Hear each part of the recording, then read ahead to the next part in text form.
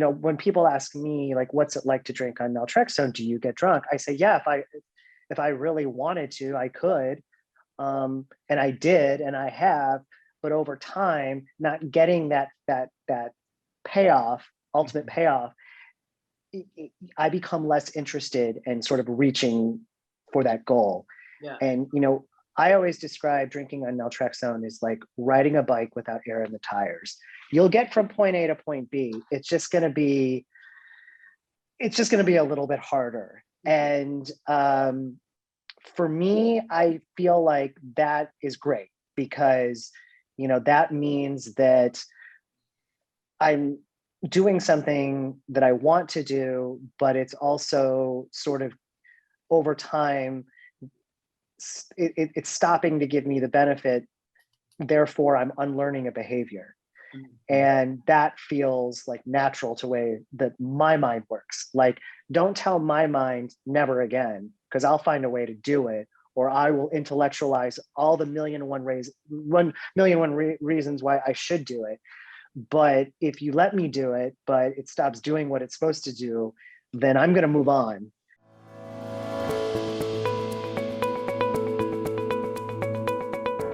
I wanted to just start, first of all, by saying thank you for you all being here today. It's a great opportunity that we have to really talk to two people who have been in recovery from alcohol use disorder using the Sinclair Method, as well as bring Dr. Paul Linde, a Ria psychiatrist, to the conversation of really addiction, recovery, and mental health. So on the call today, we have Dr. Paul Linde. He's the psychiatrist at Ria Health, and among many other things, he has a really interesting background. Sam Ferris, an actress of many years, and also a TSM success story. Sam joined me before for an interview, which I'll link above in this video, but it's just wonderful to have you back again. And then lastly, we have David B., who is also on Sinclair Method and has a fascinating recovery story and just great insights from his journey in recovery. So I'd love to start with each of you taking just 1 or 2 minutes to introduce yourself and tell a bit about your background and your story. So Dr. Linde, let's start with you. Sure. So I am a general adult psychiatrist with 30 years of experience, and I have a lot of experience with treating substance use disorders. Part of that came from working at San Francisco General Hospital for 20 plus years.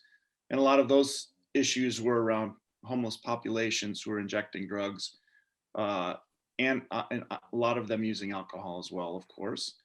Alcohol use disorder is of particular interest to me now, as I've worked with Ria Health for the last 9 months. And basically, I've learned a lot about alcohol use disorder and its treatment. And it's really been great to sort of gain additional knowledge about that. In addition, actually, Katie, among other people, have educated me about the Sinclair Method as well. And I had almost no familiarity with it until, 6 or 7 months ago. I'd heard of it. I knew it involved naltrexone, and that was kind of the end of it. So I'm really excited to talk more about the Sinclair Method, in part to learn more about it from people who've actually lived it. I see the Sinclair Method as a really viable option for people who aren't ready to quit entirely, and their goal is to learn to be a controlled drinker. Mm-hmm. So thanks for having me. Yeah. And Sam, why don't you go next? Hi, everybody. I'm Sam Ferris. I'm an actor working in the United States and Canada, film and television. I would say my journey, I'll give it briefly. It wasn't brief. It probably started when a lot of people's did, when I was, teens, finding alcohol, became obviously addicted to alcohol somewhere in my 20s and 30s. I don't think I wanted to recognize it, but I did finally. And I think when I got to my 40s, it was one of those times when many people get to the end of that rope and say, okay, I actually can't do this on my own. I thought I could. I've tried so many times. You get frustrated with it. I now realize that I have a problem. It's putting me in dangerous and embarrassing and shameful situations.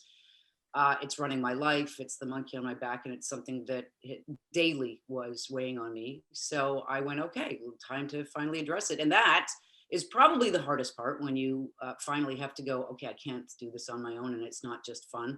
And even though all my friends are still doing it and it's fun, it's not fun for me anymore. It's gone beyond that. So I did step into, as many people do, in the traditional 12-step program. I struggled with it off and on for 3.5 years. I had moments of, oh, okay, I think I have this. Then I have moments of, no, I don't get this. And I really worked hard at it. And I guess I was just going to be one of those people. And the success rate of it is, can be a little daunting. You look at it and you find out what the short-term success rate and the long-term success rate is. And I was like, okay, I guess I'm going to be the majority and this isn't going to work. And I'm going to be stuck for the rest of my life struggling with drinking and waking up in blackouts and all over the place and doing crazy, stupid things that I just said at the beginning of the night, said, I'm not going to do that tonight. And you do it again. And I know so many people that have struggled with that countless times. So I thought that was it. This is the way my life is going to go. I might as well just give up. And I read a book and I took a course and I contacted the author of the course. And I said, look, what am I doing wrong? I'm doing everything you've told me to do. Why is this not working for me? And she very kindly and very graciously, she didn't have to, but she said, look, here's this thing. You know what? I usually get a lot of success with people. The fact that you're not having any success whatsoever, you might be a great candidate for something called Naltrexone and the Sinclair Method. And at that point in time, I was like, well, this can't work because I'm really smart and I hear everything and I know everything. So, and because I haven't heard of this, it can't possibly be what you're saying it is. That's magical. How could you take a pill and your life could change? That's out of the fairy tale. It's out of the books. It's out of the movies. And so I said, okay, thank you very much. And I trotted on and I went and found a doctor. And this was very hard to do because doctors, especially in Vancouver, they don't know about it or they've heard about it, but they don't really understand it. And they don't want to give you a prescription for something that they don't understand. But I finally, being the smooth talker that I was, talked this very young male doctor into, using my feminine wiles and talked to me to just give me 30 days. Just give me 30 days of this. Just let me at least try. I promise I won't overdo it, blah, blah, blah, blah. And he said, okay, but you have to, one thing is you have to come back and tell me. Okay, great. So I go home. I'm like, all right, here it goes. And I just remember the one defining moment was right at the beginning for me. And it was a glass of wine sitting in front of me. I had taken half Naltrexone, waited an hour, which you have to do, and had a glass of wine, didn't finish the glass of wine, walked away, and my life changed after that. And I'm so incredibly grateful that it has. The journey has not been this.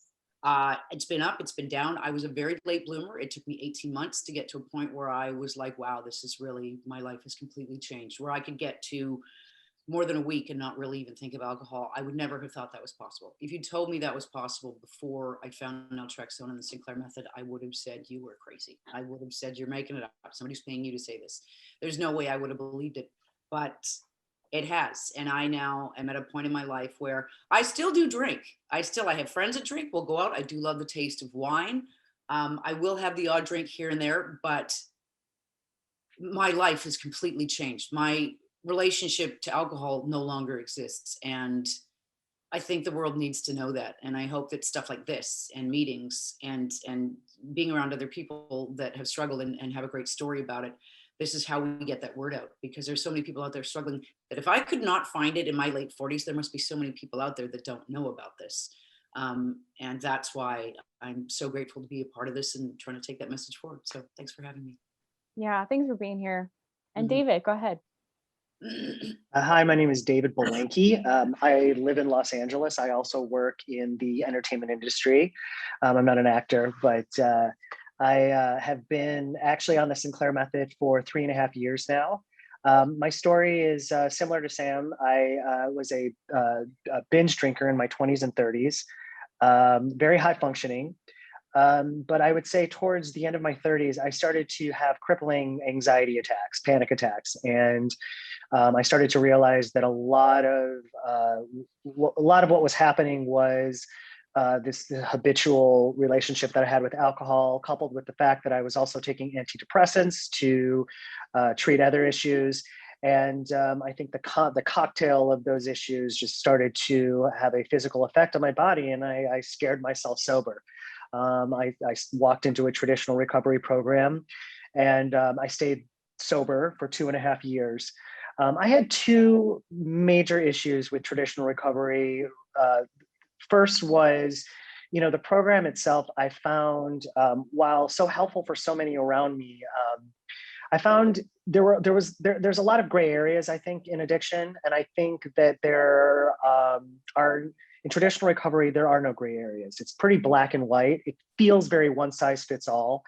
There are a lot of issues that are discussed in traditional recovery that to me do not seem to relate to a person's biological relationship with alcohol.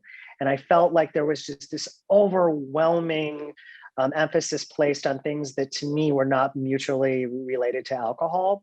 So I was finding that I had an overload of information where I was basically spending one day at a time talking about my addiction, talking about my relationship with alcohol, which I understand there is a biological component to it, but there are also issues that I was finding in traditional recovery that I did not feel related to my desire to drink alcohol. So that was the first issue. The second issue was that the longer I stayed sober, the more I seemed to crave alcohol, which seems to be a phenomenon called the alcohol deprivation effect, which I did not learn about until much later when I spoke to a doctor about what this was.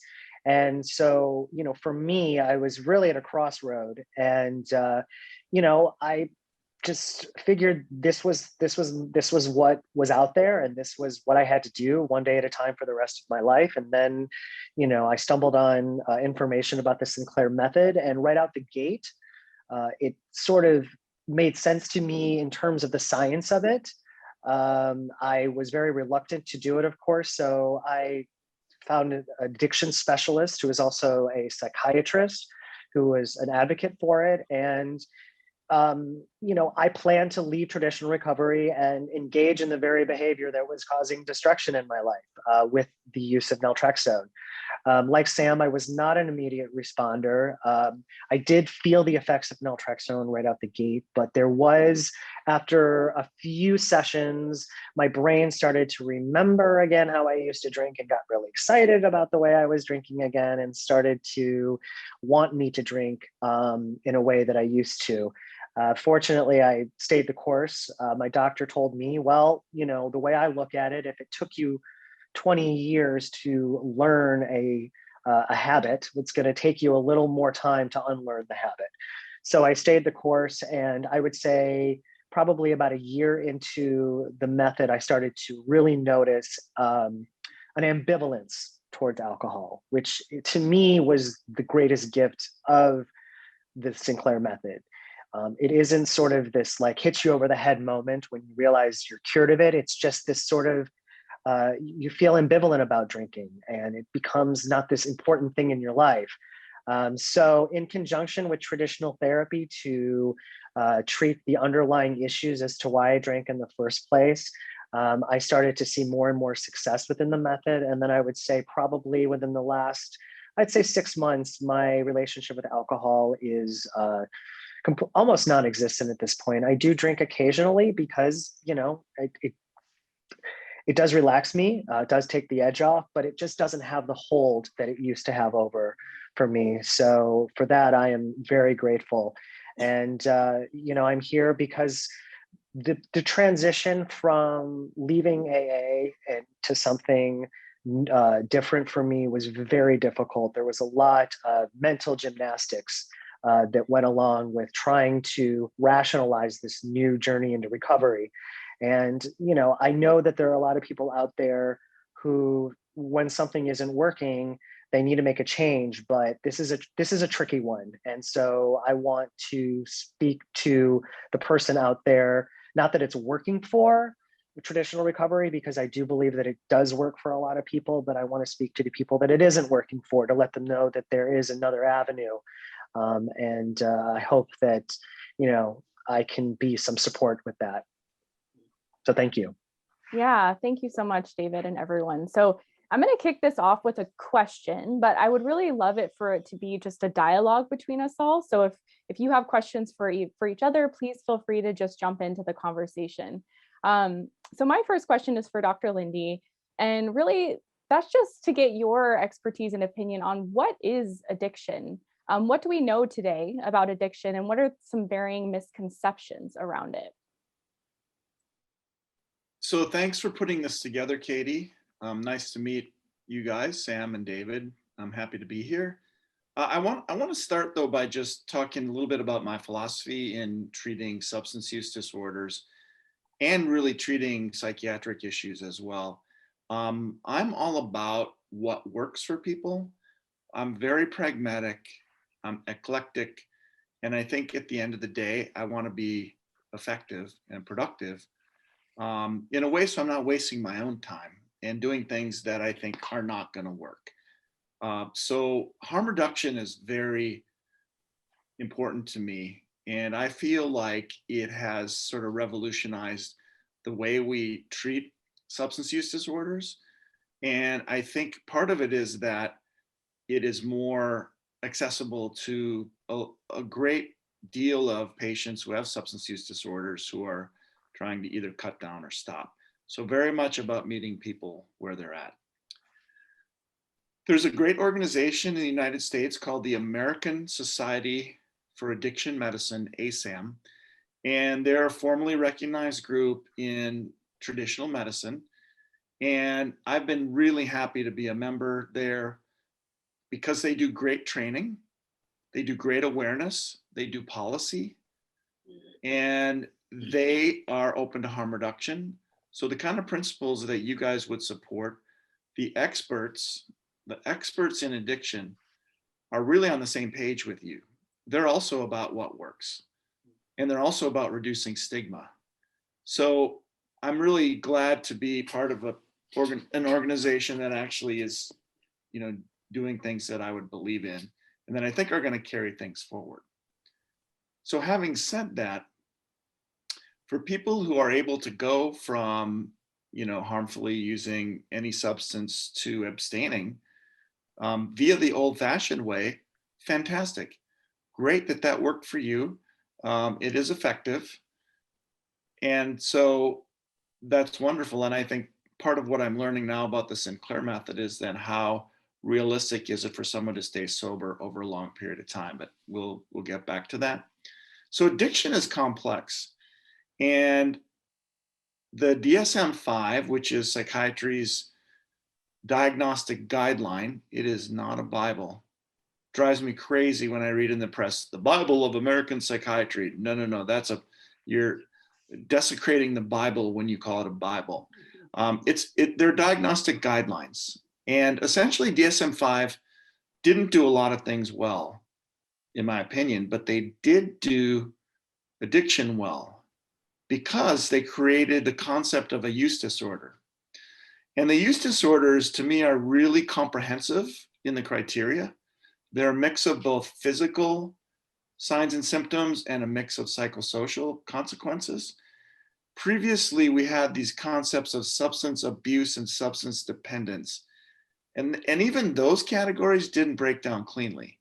Because in my mind, substance dependence is really the physical part of addiction, including the genetics of addiction. And abuse is sort of like you're doing things that are really screwing up your life.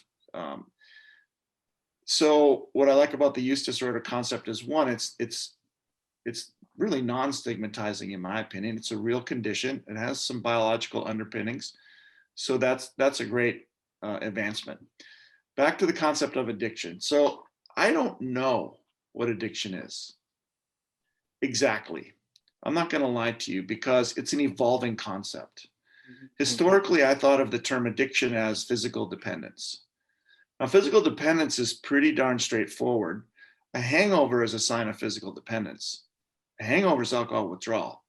You don't have to be shaking, sweating, throwing up to have a hangover or have alcohol withdrawal. So alcohol withdrawal traditionally is seen as on a spectrum. And when I'm talking to members at Ria Health, I'm like, if you have hangovers, that's alcohol withdrawal. We know about the more severe alcohol withdrawal where people are sweating, shaking, heart racing, anxious, nausea, vomiting, etc. And then we know about the sort of worst aspects of alcohol withdrawal where people can have withdrawal seizures or a thing called delirium tremens, which can kill you. And I think what I'm learning from the Sinclair Method is that my traditional view of alcohol withdrawal may or may not be the most accurate. And that, you know, the concept of alcohol withdrawal, how does it interact with the alcohol deprivation effect? And I'd like to maybe get to the details again later on that. So physical dependence, it's pretty straightforward. You use, you develop tolerance and drink more than you thought you would. You have a withdrawal effect, you know, mild, moderate, severe. You use larger doses of the substance, you use them more often. And so that's the physiological part of it, really tolerance, habituation, and withdrawal. In some ways, I think the psychosocial consequences provide a lot more motivation for people than do the physical consequences. And psychosocial consequences, clearly things like affecting your relationships, both, you know, personal and intimate relationships, work relationships, interfering with your ability to work, you know, just like you call in sick for a hangover. For example, do you drink on the job? And then affecting your family, affecting your parenting, and essentially, and legal consequences, obviously, DUIs, fighting while intoxicated, you know, those kind of things. So it's those more, what I would call the tangible consequences of drinking that motivate most people, in my experience, of when they come to Ria Health.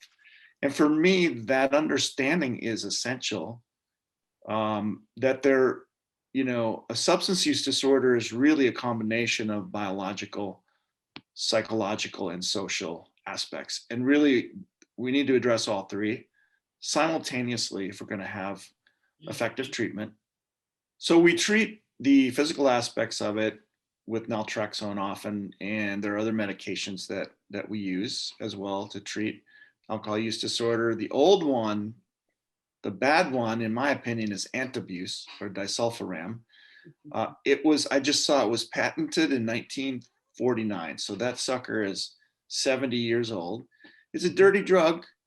Hey, it's great for what it does. And I think there are people who have enforced sobriety. If you're a pilot, you know, you may have to take antabuse because harm reduction doesn't work for a pilot, truck driver, etc. But it's a really dirty drug. We don't prescribe it at Ria Health. I'm happy to leave it behind. And it's punitive as well. So, you know, if you take the antabuse every day and you drink on it, you get sick. You have flushing, hypertension, sweating. A lot of people end up in the ER. And then the other FDA approved medication for alcohol use disorder is acamprosate or Camprol. And that is a good medicine to maintain sobriety. So it has its place as well. We're also using newer medications, baclofen, which is a muscle relaxant, topiramate, which is an anticonvulsant, and sort of a mood stabilizer. And then some people have even looked at Zofran, the antiemetic. So the other piece is the psychosocial treatment. And I do think AA is a form of psychosocial treatment, clearly. But getting coaching from certified addiction counselors has more of an evidence base behind it and is useful. So addiction is a complex concept. I still sort of traditionally think of it as the genetic and physical effects of both using and withdrawal. But I do think the concept is evolving to a more comprehensive diagnostic system. And that's why I think, you know, the use disorder concept is a great advancement in diagnosis. It's much more user-friendly. It's not pejorative. It's not stigmatizing. I mean, society lays a lot of that on substance use as it is, but I think the professionals, including myself, are kind of finally getting it with respect to working with people who are trying to cut down their use of alcohol in a non-stigmatizing way, and absolutely working with people who want to become controlled drinkers, but definitely working with people who want to be abstinent.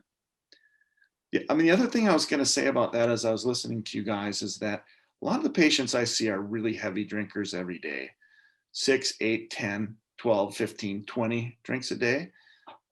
Traditionally, those patients, to be abstinent, they're going to have to go to a medical facility to get detoxed, right? Particularly those in the 10, 12, 15 drink range every day. And it's a brutal experience to go through acute alcohol withdrawal and requiring medication generally to get through, because we don't want people to have seizures or develop this delirium tremens, which can kill you.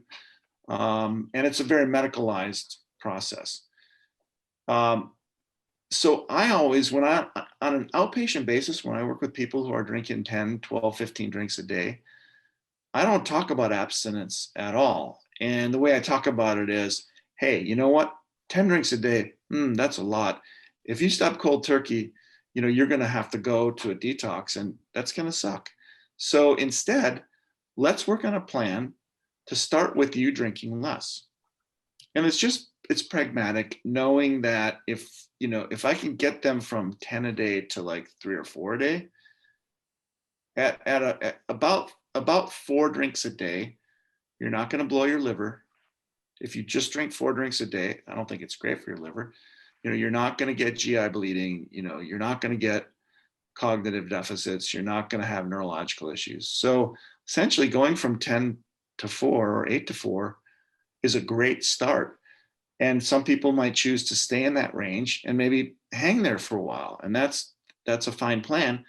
And then, when they've kind of decided they want to cut down further, that's when we sort of go the next step. If their goal is abstinence, we can work with you on that. So I just think the awareness is much better among physicians.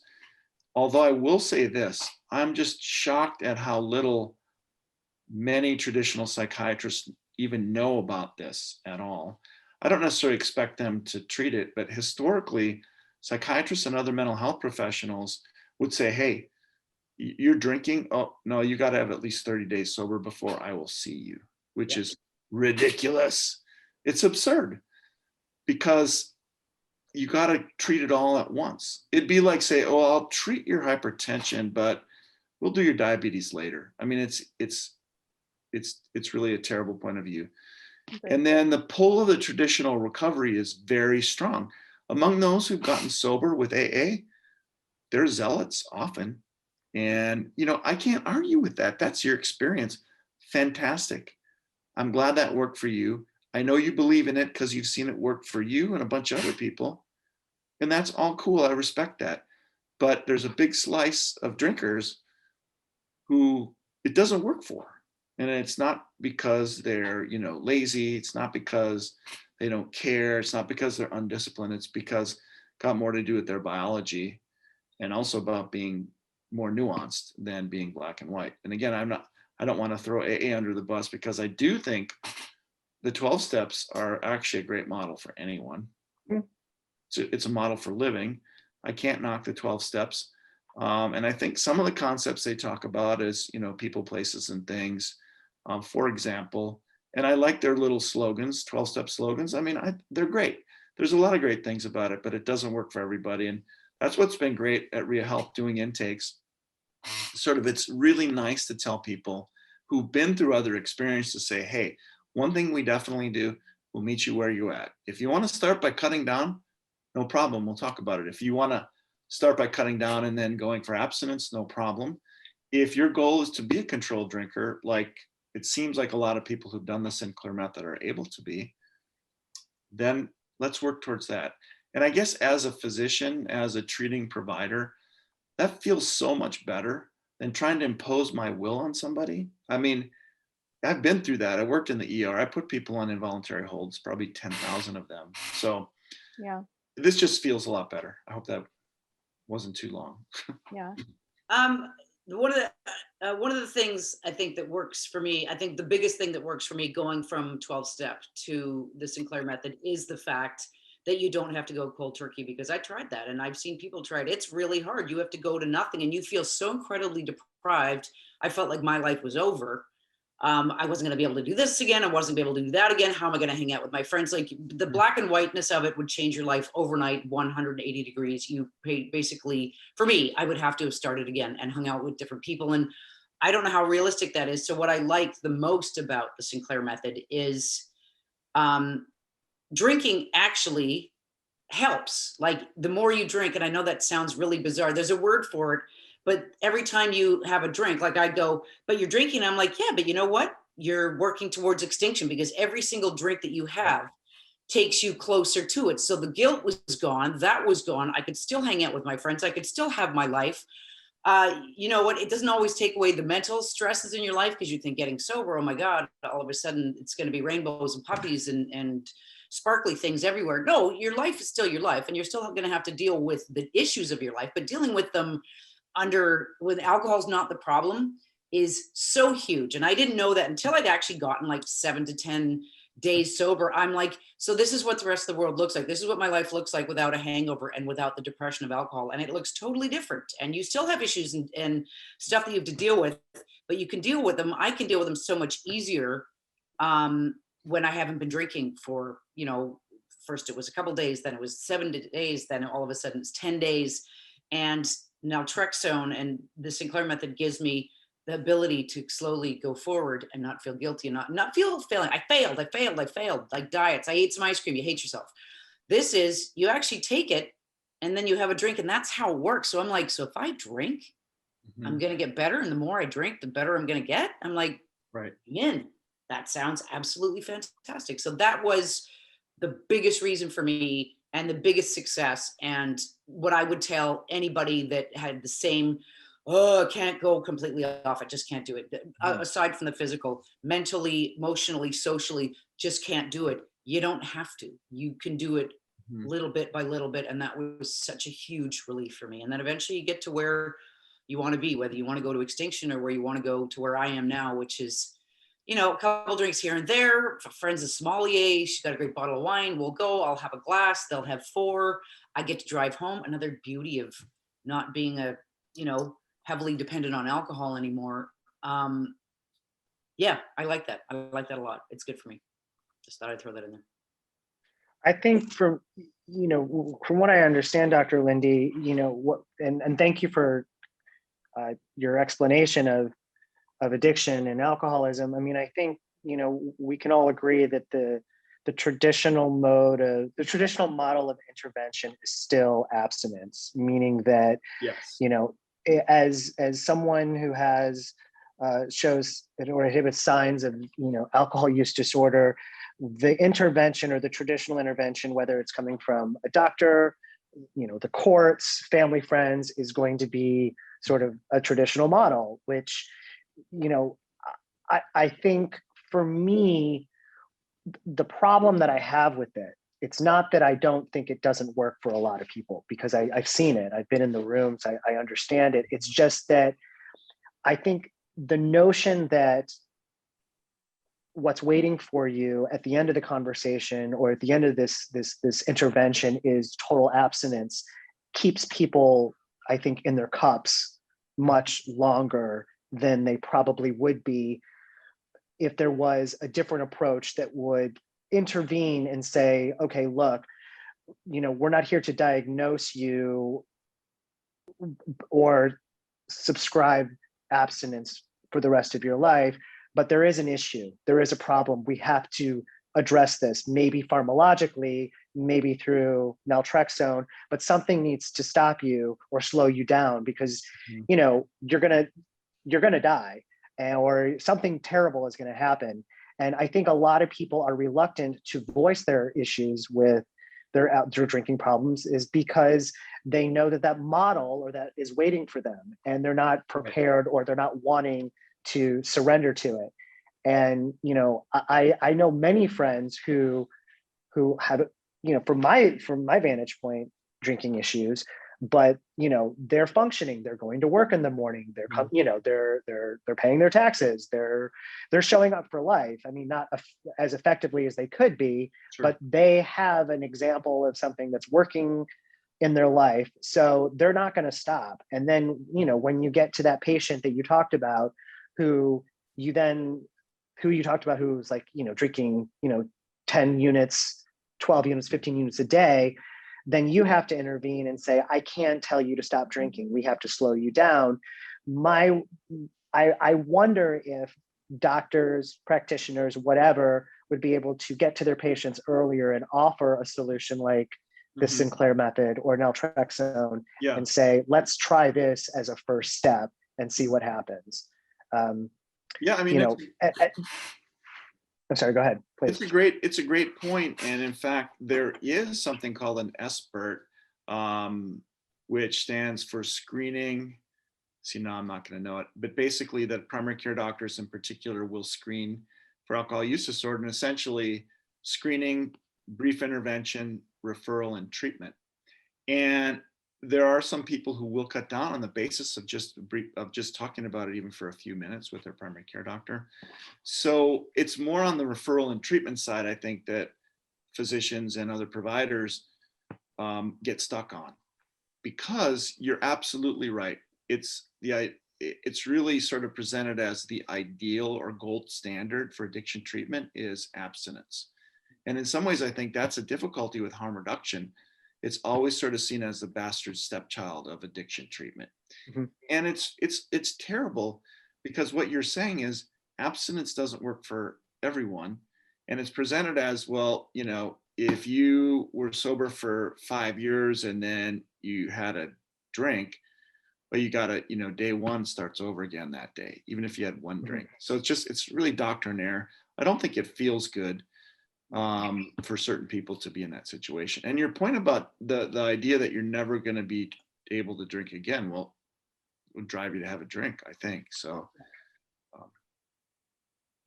Hey, I have a question. In terms of when you're talking about addiction, and you may not know this, but how much of it, from what you see, because when you do go to 12-step recovery, you see both physical and emotional, you know, is it environment? Is it biological? Yeah. In my family, it's both. We had trauma as children, but there's alcoholism on both sides. My brother and I did end up with alcohol use disorder, absolutely, that got treated both different ways, which I think is fantastic. He went that way, I went that way. We laugh about it because his works for him, it doesn't work for me. He couldn't imagine mine, you know, but we're the perfect crossover.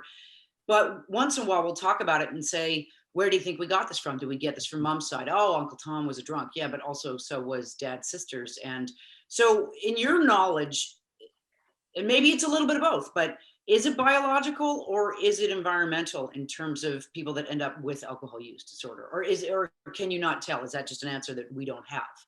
Well, there is a lot of research suggesting that there is a large genetic component, and the research would suggest that might be the majority of the cause of alcohol use disorder. And also it's modeled in your families, and it's really interesting. Things that you would think would be, you know, nurture, like seeing your parents drink to excess, or your grandparents, uncles and aunts. That would seem in the bucket of nurture, but there's this concept, something called epigenetics, that I don't really even fully understand. I don't expect you to, but it really is something that falls more on the nature side than we previously thought. So with a lot of genetic basis for psychiatric disorders, bipolar disorder, for example, schizophrenia, there's this threshold effect. So someone who has biological genetic loading to become bipolar, true with alcohol as well, if they're not met with a certain stressor that's severe enough to put them over the top, and the thing with bipolar that puts you over the top is using ecstasy, cocaine, meth, alcohol, you know, that often will break it. If they'd never used drugs or alcohol, they probably would never become bipolar. So same with alcohol, there's a threshold effect. So I do think your upbringing, your experiences in childhood, your socialization in, you know, childhood, and I do think people with, you know, ADHD, people with anxiety, people with depression, those are all conditions that will also, you know, set you up for that. So I think it's a little more genetic than the nature side of, I'm sorry, a little more genetic than the developmental side, but trauma is highly associated with alcohol use. I can't tell you the number of people that we see at Ria Health who have a trauma history, and it's important to know because it explains how it came on, and also there's a way to address it specifically with specific types of therapies. So that's my sense. I think that a lot of it is genetic loading, but not all of it. So. My relationship with alcohol I mean, genetically, yes, there were, genetics definitely played a huge issue for it, in it for me. But my drinking was, a lot of it was social, and a lot of it was environmental. I also have ADHD, and alcohol alleviated a lot of those issues, and it worked until it stopped working effectively. But once I realized with naltrexone that it was effective, and I no longer physically could drink the way I used to be able to drink. God knows my brain tried to get me back to that place where I was continuing to drink like I used to. What was still left, though, was the underlying issues, which were the reasons why I drank, and which is, that's when I had to then tackle those issues through, I mean, some people would use 12 steps, which are, like we talked about, which is very effective. I went to therapy, and, so I could sort of unlearn the reasons why I use alcohol alcoholically, or, and so I think for me, it was definitely twofold. I mean, it was biological, but I had a relationship with alcohol that I used as a tool for so many other areas in my life. And until I was able to sort of figure out what those issues were and find new ways to handle those issues, nothing was going to change, because, alcohol is very effective to deal with those issues just instinctively. Yeah, alcohol takes you out of your head, right? And that's when I wonder how much of this was. It's just that simple. It is that simple, and sadly, that it works immediately and at the time, and it makes you believe when you're a little drunk, or you're like, oh God, you're like, oh God, this is the only thing that actually works, and but then it goes forward, and then you don't stop, and that was the biggest thing for me, was the not being able to stop, and they talk about this in 12 step about the physical inability to stop, but also the obsession. And one of the biggest things that I notice not suffering with alcohol addiction is the obsession's gone. I don't think about it. I used to look everywhere for alcohol. I'd be like, all right, it's 20 after 12. Well, I'll, no, maybe I won't drink today. I'll wait till 2, or I'll wait till 4. Where am I going to go? And I'm going to go shopping. Are there any patios on the way down there? Is there anywhere I can stop? Like the pure obsession about it that ran my life. And I go, really? That just came from alcohol in both my families. And then my brother and I look at, some developmental trauma for sure. I mean, our parents sucked at what they did. A lot of parents did. Ours especially did badly. They would win the bad parenting Olympics. Although I don't know that either of them, what I think deep down, my mom, who also drinks a lot, she's 84. She has a 6-pack of beer between 6 o'clock and 6:40, between the beginning of the news and sports. But she doesn't start until 6:01. That's the first beer. So she's, doesn't. Oh my God. She's a binge drinker at 84, man. I mean, absolutely. And she's oh, darling, she drinks a beer like this. Like it's a full-on cup of tea. And my brother does her very well. And so we're both sober. My mom is, but she doesn't think there's a problem because, oh, darling, she's very intelligent and knows it, thinks she's the smartest woman alive, and she's pretty smart. We'll say, but I don't pop it till 6. The doesn't happen till 6:01. But then there's 6 in 40 minutes, and I'm like, fuck, Mom, And there's got a thing on her fridge that said in big letters, not after 2. And I said, what does that mean? She said, well, I pick up the phone after 2 beers, and I start calling everyone. And I'm like, the fact that you have that on your fridge, Mom, doesn't that say that there might be an issue here? And I talked to my brother about it. I'm like, do you want to talk to her about this? And he said, no, she's 84. She's losing her eyesight. She's losing her life. She's lost her license, not from that, just from her eyesight. And he's like, you know what, let her have it. And this is coming back to what Dave and I were talking about. Alcohol shuts out everything very successfully, very quickly, relatively inexpensively. You don't need a needle, you don't need to go find a dealer. It's not illegal. Alcohol does those amazing things for it. And I know it's doing it for my mom because I know so many things that she's avoiding. And I wonder if let's say somebody was a drinker and they have a massive emotional social issues. If they just dealt with those issues, would they never want to drink again, or is it already in there? I don't know if that makes any sense. Like if I all of a sudden, there's a reason I drank. I wanted to shut out a lot of stuff. But if I managed to take all that stuff out of there, let's say I had Ward and June Cleaver, you have to be old to understand that one. You know, No, I got it. I'm there. it's a TV show where the parents were, gee, mother, how about, you know, they were just like the perfect parents. It doesn't exist, but they were the perfect parents. If I had no issues, would I have ever found alcohol and had It's a great question. I mean, nobody knows the answer, right? But I mean, I do think you have the genetic loading, but for you, that sort of, dysfunctional parenting was the thing that put you over the top. I mean, I definitely feel like it's a combination platter that, so if you had not had any significant trauma, you might have had an easier time, excuse me, easier time controlling your drinking. Mm-hmm. But I don't know for sure that that's true, but I think it's a combination. You have the susceptibility and then something pushes you over the top. Yeah. I think it's a stew of all of those issues. Yeah. I think if you're suffering from anxiety or depression or ADHD or bipolar or whatever it is that is inflicting some type of pain on you, I think it is human nature to seek out comfort. And I think drugs and alcohol are very comforting in the beginning because it alleviates all of those struggles. And so I think it's very, very primal. And of course, there is a threshold that you cross that you talked about. But I think in the beginning, I think people just want to feel good, or they want to feel better, and they don't want to feel whatever is inflicting any type of pain on them.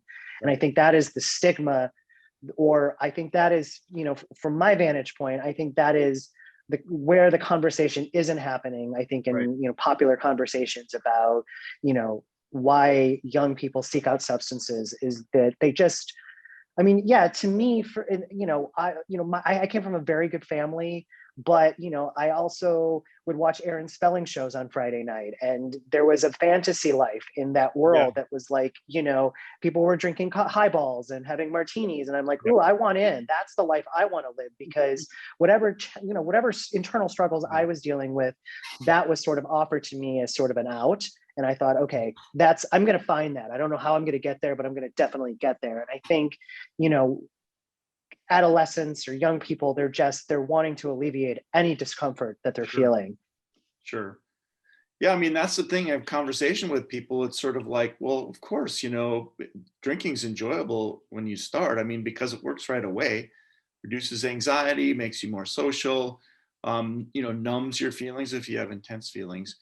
And I do think that that's a big part of it as well. I wanted to circle back, Sam, to your mother, because it's a great example of drinking from habit. And I know one of the things we wanted to maybe touch on was sort of how are addiction and habit related? What's when does a habit become an addiction? So, I see them as overlapping rather than severity index. So habit seems less of a problem than addiction. But I think that they're really intertwined. And again, it kind of gets back to sort of the physical aspects of the dependence, which increases over a longer period of time. And then the reasons that you drink, what about alcohol works for you? And then there's a concept I'm sure that you guys know about called motivational interviewing, which is often paired with that expert. And it's best done with someone who's a substance use counselor rather than, the physician, because of the time constraints and also the knowledge base. But essentially, it's basically drawing up, and I'm sure you guys have done this, risks and benefits, advantages and disadvantages of drinking. So to examine it, what does it do for you? It does a lot of things. And it's almost a panacea, like you're saying, David, that people will say, well, it does all these great things for me, which I don't want to give up. And then you look at sort of the downside of it. And if you really look closely, you'll find a downside as well. So that's where the motivation comes from. So that's a piece of it as well. But I don't know if I answered your question about habit and addiction or not.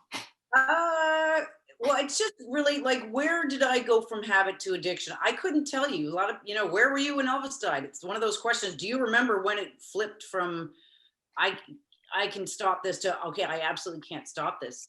Yeah. I don't know that I ever had DTs. I don't know that I ever had full-on withdrawal. Hangovers, hell yes. And if that's it, then absolutely. And I don't know where. I'd love to look and see if I could look back at my life, a magic ball, and say, where did it go from habit to addiction? And if I had Right. stopped then, would it never have gotten to the point where it got to where I had to go to 12-step and I had to find my way in here? You know, addiction, somebody said to me once, addiction is doing something you know is incredibly bad for you and continuing to do it anyway, and knowing the dangers. Like when they say men are addicted to sex, they continue to do that danger and being caught by their wives, but they want to do it anyway because the desire to do it, it far outweighs the consequence or whatever. And then of course we recognize that it's not, or addicted to gambling. It's doing something and knowing you shouldn't be doing it and knowing the dangers of it and continuing to do it anyway. Is that right? Right. So I kind of see that transition from habit to addiction. I kind of see it on a progressive spectrum, that it's hard to pinpoint a time when it changes. I mean, you could say it changed when you drastically increase your drinking because of stressors in your life. But I kind of think of it as more of a slow progression. And I do think that the habit part of it is a big part of perpetuating alcohol use. And I think even when you're, quote, addicted, that habit plays a large role. That's just the way that I think about it. And it might, so I'd say, I don't know when the transition came, but I think, you have the genetic loading for it. And then, you had the trauma, and boy, that combination is really, really tough. And so I think for you, were probably programmed for addiction. And then the trauma happened, and then, but your perpetuation of that habit, I mean, it's still drinking as a habit. When you got momentum, it was harder to stop, of course. And, the more of a habit, something you do every day for, 20 years, I mean, it gets very ingrained. And I think we all know it, right, from our own personal lives. It's like, I'm in therapy trying to change stuff that, is 50, 45 years old. And I'm just like, I'm still reflexively doing the same stupid things in my life that I learned to do when I was a teenager. Yeah. I mean, not the really stupid stuff like drinking and driving. I'm not talking about that kind of stuff, but I'm talking about just interpersonal things, that you're not managing things the way you should. And then on a bit of a different matter, I also did want to talk, if you guys are up for it, to talk about, anxiety, depression, and ADD. I think ADHD, my sense is part of it is that sort of sensation seeking and sensory seeking part of ADD, which kind of gets lumped into sort of the, impulsive part of ADHD. But I also think it's coping, right? Because you're not doing well in school, you're 13, 14, and school's really hard for you, then, well, if I become a stoner, for example, or I party a lot, then I have a ready excuse for not doing well in school. And then you're into a vicious circle. So, but anxiety and depression are highly correlated with alcohol use disorder, which is no surprise. And for anxiety, it's a little bit of chicken or the egg, I think, because is it anxiety that drove you to self-medicate? Or is it anxiety that you've developed from, alcohol withdrawal? And I think for me, it started out the first, where there was so much anxiety and stress that alcohol helped alleviate that. But then it started to actually cause anxiety. Exactly. The combination of mixing, these medications that were there to help me with alcohol, I started to have these crippling panic attacks where I was worse off than when I started. Right. So that's the nature of the beast, right? I mean, because alcohol works great for everybody when they first start, and for those people who can keep it, to no more than 4 at a time and no more than 1 or 2 a day, it's great. It still works for them. But I think the language I always use, it's going to jump up, and it's great in the beginning. It's going to jump up and bite you in the, I'll say, butt. It's like a scorpion's tail. Yeah. And David, I think you're absolutely right. It becomes a vicious circle. And as you said, Dr. Linde, about you don't know what came first, but in the end, alcohol helps because anxiety, still struggle heavily with anxiety. And and I used to have massive panic attacks, and alcohol would help you get out of those, but it would also give them to you because the addiction, because the next morning Right. you're low and you're feeling low, and it's that Yeah. depression. And so you go round and round and round, and it's that, okay, it's 4 o'clock. I waited long enough. Now a couple drinks. Oh, relief. Everything goes away. Then the next day, woke up, hangover. Oh my God, I'm depressed again. And everything looks so much worse. So Yeah. it does go round and round. So yeah, and I would say my emotional stuff came first before I found that alcohol worked. Mhm. But I don't know. It could have been the other way around. Yeah. I mean, in the end, it does become just that circle, and you don't know how to stop that circle. And somebody once said the only time they ever took a day off of drinking was when they were so hungover they couldn't drink. And then I realized, oh my God, that was me for a while. I'm like, no, look, I didn't drink Sunday or Wednesday or Thursday, but it's because I was so hungover for like 3 days, or had done something so horrific that I was like, I cannot drink. It was just guilt and shame that was keep. But eventually I went back, and eventually I did it again, and eventually going, okay, let's just have 2 today. Yeah. Okay, blasted through 2. Just one more. Let's just pop one more. Then the justification that your brain is amazing Yeah. to do certain. Well, I have this much vodka left, and it's going to go bad. Vodka doesn't go bad. We can go back. And I got this much soda, and I'm going to throw this out. So I might as well just put them together. And there's your third one. And then all of a sudden, it's and then by the end, you don't even care about the excuses anymore. You're 5 and 6 in, and you're just going for it. So, but yeah, I found it very interesting that when I finally did get 5 or 6 days without alcohol through the Sinclair Method, I didn't realize how good your sleep could be. I didn't realize that this is what normal life felt like, because I'd been so either drunk or hungover for so long that I was like, I don't ever want to go back there. I don't want to do that again. And thank God I don't anymore. Not like that. There is still the odd occasion where I will overdrink. And that's what friends might say, well, what happens with this? And I've given some of my pills to people, friends of mine. It's interesting. People want the problems to go away, but they don't want to quit drinking. Because I give it to them, and then they go sideways, and I said, did you take the pill? And they go, no. And I'm like, why not? And then I realized some people just aren't ready, or they still want that complete oblivion, the complete movement from it. But I forgot what I was going to say. Anyway, I got my point across. But Yeah. the people that you talk to, that what they go through, and you're like, oh my God, you think you're so alone in your experience, and then you talk to someone else and you realize, no, you're not. And it also goes to point out when your drinking has become an issue, because you're seeing it in other people, and you're like, okay. And it's funny, because now I notice heavy drinking in my friends, and I don't say it's a horrible thing. It's very judgy. And of course they're going, no. Because when I was in AA, I was you become a bit zealotish because you see the zealotness. So you become a little, ooh, wow, that's number 3. Hey, your friends hate you. They're like, right, of course. Oh, wait, we're not inviting Sam anymore. Now that I got it in hand, my life is back to normal, and I can still drink. But I stop, and other people don't. And I look and see what it looks like and what they're posting and what they're saying. And I'm like, that's where I was 10 years before it became a real issue. And I'm like, I see these people going the same way I did. And I'm like, I'm always here, guys. If you ever want to know about the Sinclair Method, I've got a couple of copies of Dr. Escapa's book. I always keep a couple, because I'm always like, here is your Bible. Here's what you need to read to understand the Sinclair Method. There's so many other things, but you need to read this. And it's an easy read, and it's thin, and it's basic, and it will explain everything. So I need to read that book as well. What's the last name of the doctor? Dr. Ray Escapa. Roy Escapa, ESKAPA, and it's called The Cure for Alcoholism. Okay. And whenever I do have friends, because you do see, once people know that you are managing your drinking and you're not abstinent and you're not AA, they start to say, what are you doing? So I've had a couple of friends of mine come to me and say, what do you do? And I always say the same thing. Here's the book you got to get. You got to go to Claudia's, the C3 Foundation. You got to go to their webpage. You got to go see Claudia Christensen, because that's what I did. Somebody said, here's what you need to go to YouTube, look up Claudia Christian. She's an actor, so it was an easy connection for me. She has a 12-minute TED talk on how I beat alcoholism. That motivated me. Then I looked at her website, the C3 Foundation, which has resources and how to talk to your doctor, and it's got all these great things. Right. And so I say, go check out the Facebook pages. There are some TSM Facebook pages, and there's also a forum that you can go to ask questions and not feel stupid.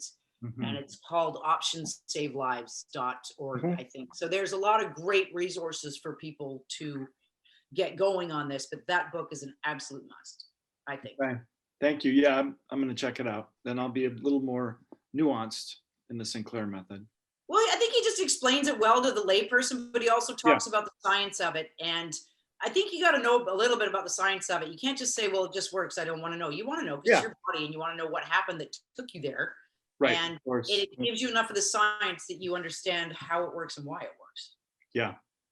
I wanted to ask you guys a couple questions if I could. I've always had trouble understanding what craving is. I don't quite get it. Is it physical? Is it emotional? Is it both? And it's on, we do these intakes and it's sort of like, do you have craving, yes or no? And I'm always like, does it matter? So can you guys tell me about what craving is and feels like for you guys? Sure. David, you go first. It's a good question. I think, it feels elusive, like addiction to me. Craving, I crave candy. And it'll usually, especially with candy or sugar, it'll start with some kind of need to sort of fill some type of something like either anxiety or loneliness or something that is uncomfortable to me. And I'm sort of reaching out to something external to satisfy whatever emotion or hardship that I'm feeling. Mm-hmm. And, I guess for me, I have lots of cravings about lots of things, and it goes to the level, the intensity of the craving.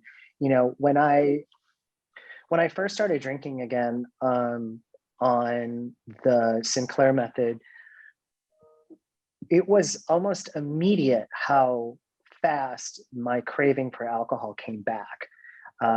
It shocked me. I was just like, and the funny thing is, I think Sam, you might have talked about this, where you sort of vacillated from am I or am I not, when you were starting traditional recovery, wondering if you were, you had alcohol use disorder. Like you, I had no idea either until I started drinking again after a 2.5-year absence. And once I started drinking again on naltrexone, always compliant, the craving for alcohol came back. Like it almost knocked me over. And I was like, whoa, you definitely have alcohol use disorder, because it was physical. And I just had forgotten how intense it was.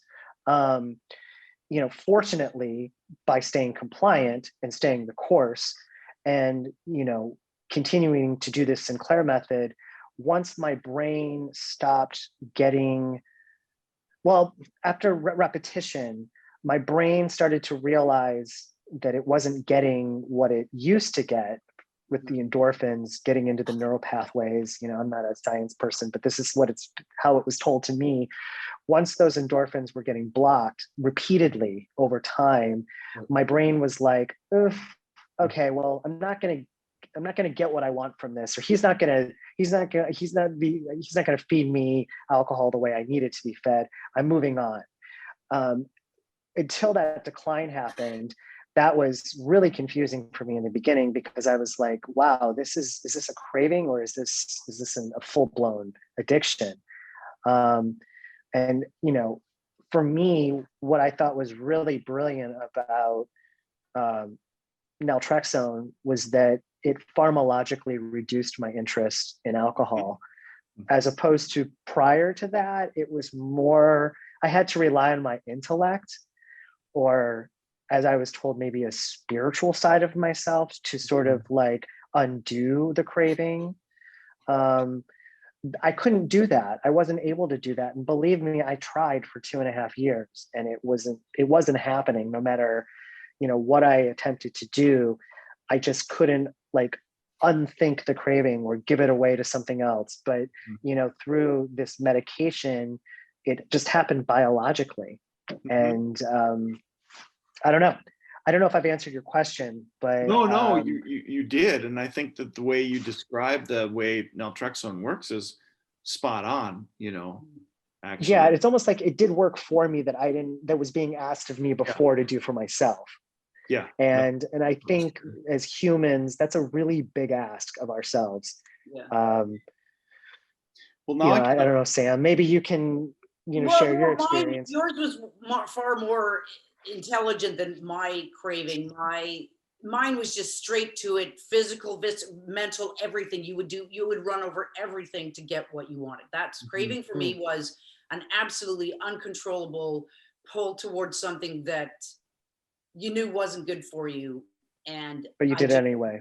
Yeah. And did it anyway. Like craving, oh my God, I would have done anything. I mean, you used to hear the stories about, and I would do this somewhat to some extent. You'd hear this great stories about, somebody who was staying out in the woods and there was alcohol a million miles away and they walked to a liquor store with one shoe, the kids to go and find, and all they found was one of those 2 liters of Rockaberry Cooler or like some really bad malt beer. And they were like, who cares? Give it to me. And, And again, that's that habit or addiction. Is that the physical body going, give me this? Or is it, craving is something that you cannot stop and I will justify it no matter what. I'll get it into me, get it into me, get it into me. Get me that thing right now. And I would boot home as fast as I could. And whatever I had in the house, it was, even if it was disgusting, whatever, even if it was scotch or whatever I would never have drank, just to crave the alcohol, you didn't even care. So craving for me was all consuming.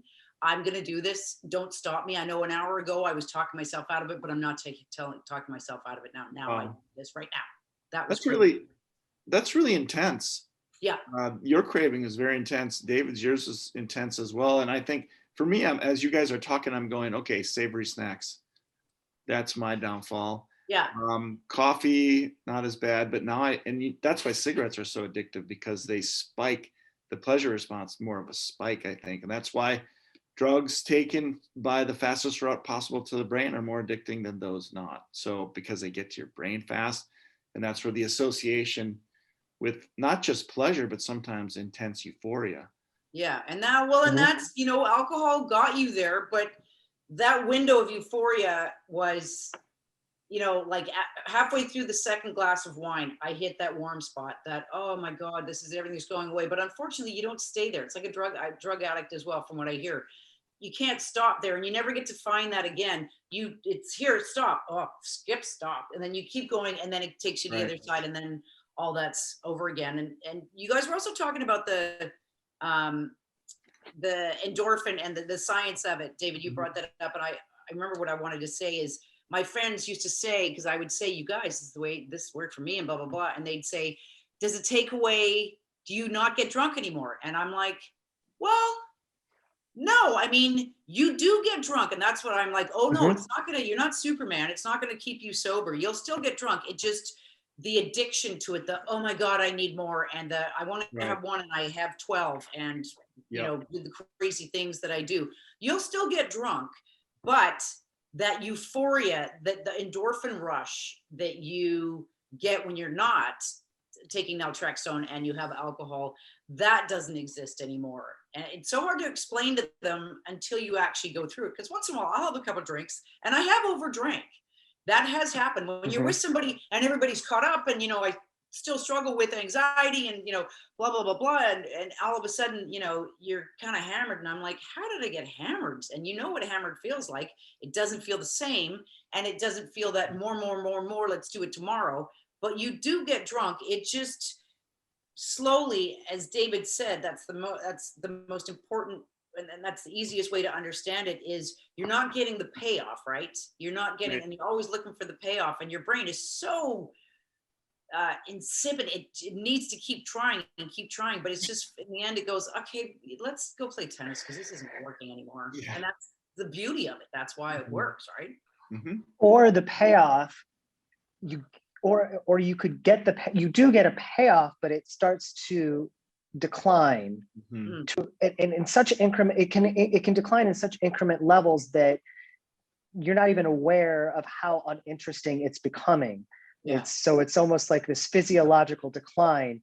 And to me, it feels more in tune with how we are as humans. And, when people ask me, like, what's it like to drink on naltrexone? Do you get drunk? I say, yeah, if I really wanted to, I could. And I did, and I have, but over time, not getting that payoff, ultimate payoff, I become less interested in sort of reaching for that goal. Yeah. And, I always describe drinking on naltrexone as like riding a bike without air in the tires. You'll get from point A to point B. It's just going to be a little bit harder. And for me, I feel like that is great because, that means that I'm doing something that I want to do, but it's also sort of over time, it's stopping to give me the benefit. Therefore, I'm unlearning a behavior. And that feels like natural to way that my mind works. Like, don't tell my mind never again, because I'll find a way to do it, or I will intellectualize all the million and one reasons why I should do it. But if you let me do it, but it stops doing what it's supposed to do, then I'm going to move on. Yeah. And I feel like for a lot of people who have been successful on the Sinclair method, it's almost like it's working without you even realizing it's working. Yeah. And I don't know. I just think for a lot of people who aren't able to completely give themselves over to something completely that is philosophical to replace the addiction, it's going to be a really hard ask for them. And which sort of leads me into sort of what I would like to ask about, which is chronic relapsing, and why I see people relapsing and what's happening to them when they're relapsing, and I'd like to know what is going on with people when they're relapsing, and what are we doing for people who are relapsing to help them and support them. Because from my vantage point, I think there needs to be other options that are there as sort of a safety net to catch them. So it isn't as sort of dire when they do, because I think, and this is not a science, this is not rooted in science, or I'm not a doctor, this is just my own analysis.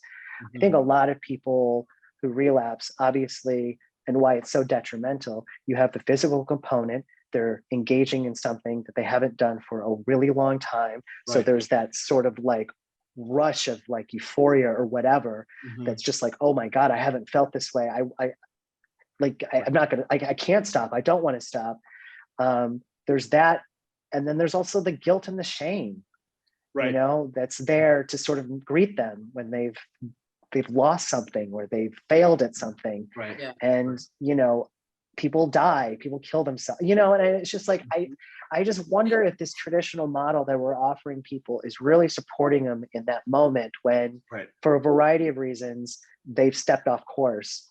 And, I stepped off course, but I did it in sort of a different way. But I know when people who've had like 15, 20, 25 years take a drink, it's like, whoa, it's intense. And I'm just wondering, like, as a doctor, like, what are you guys talking about when you're thinking about supporting people? And are there changes that need to happen, or is everything fine with how we're treating it? The way I think about, relapsing, particularly in people with long-term abstinence, is that it's usually multifactorial, I would say. It's usually more related to stressors in someone's life, I think, than it is to biology, is my sense with that length of abstinence.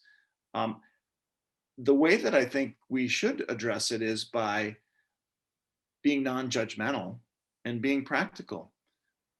Obviously support somebody. It's like, it is kind of the nature of the beast. For whatever reason, I think we don't fully understand any of this, to be honest, but that it is the nature of the beast. Relapse is part of the condition. It's a chronic condition that relapses.